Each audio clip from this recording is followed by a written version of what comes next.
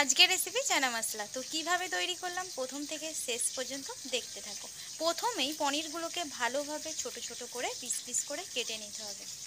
এই পদ্ধতিতে একবার তৈরি করলে বারবার তৈরি করবেন। তো প্রথম থেকে শেষ পর্যন্ত ভিডিওটা দেখতে থাকুন। এইদিকে আমাদের পনির কাটা হয়ে গেছে, আর এদিকে ক্যাপসিকাম আর টমেটো ওরা আগে থেকেই গরম হয়ে গেছে। এবার তেল দিয়ে হালকা আঁচে পনিরগুলোকে আস্তে আস্তে ভালোভাবে ভেজে নেব।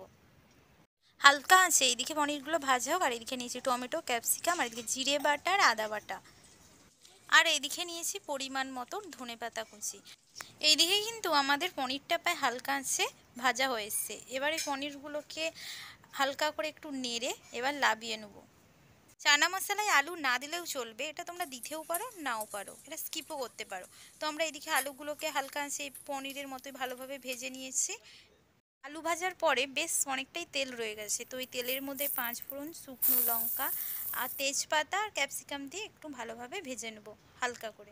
ক্যাপসিকাম আমাদের ভাজা হয়ে গেছে। এবার এর মধ্যে যে টমেটো কুচানো ছিল সেই টমেটো কুচানোটা দিয়ে কিছুক্ষণের জন্য ভাজতে থাকবো। হালকা যে ভাজা হয়ে গেলে তখন তার মধ্যে পরিমাণ মতো লবণ, যে আদা জিরে বাটা ছিল সেটা দিয়ে একটু মশলাটা ভালোভাবে কষে তার মধ্যে পরিমাণ মতো হলুদ গুঁড়ো, লঙ্কা গুঁড়ো, লবণ দিয়ে এটা আবার কিছুক্ষণের জন্য ভালোভাবে কষতে থাকবো। হ্যাঁ, যে কাঁচা লঙ্কা কুচিগুলো ছিল সেই কুচিগুলোও দেবো। মশলাটা যখন ভালোভাবে কষা হয়ে যাবে, যে কাবুলি ছোলা যে ছোলাগুলো ছিল সেই ছোলাগুলো এই মশলার মধ্যে ঢেলে দেবো। তো দিয়ে আবার কিছুক্ষণের জন্য এই ছোলা আর মশলাটা কষতে থাকবো।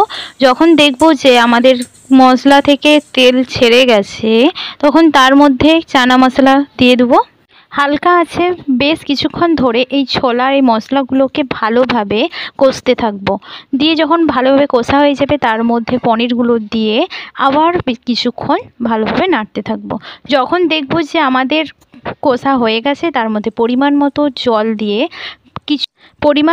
জল দিয়ে ভালোভাবে মশলাটাকে নেড়ে তারপরে এইভাবে কিছুক্ষণ ফুটবে, ঢেকে দিতে পারো। আর যদি চাও যে ঢাকবো না তো না ঢাকতেও পারো। তো এইভাবে বানিয়ে ফেলো কাবলি ছোলার চানা মশলা।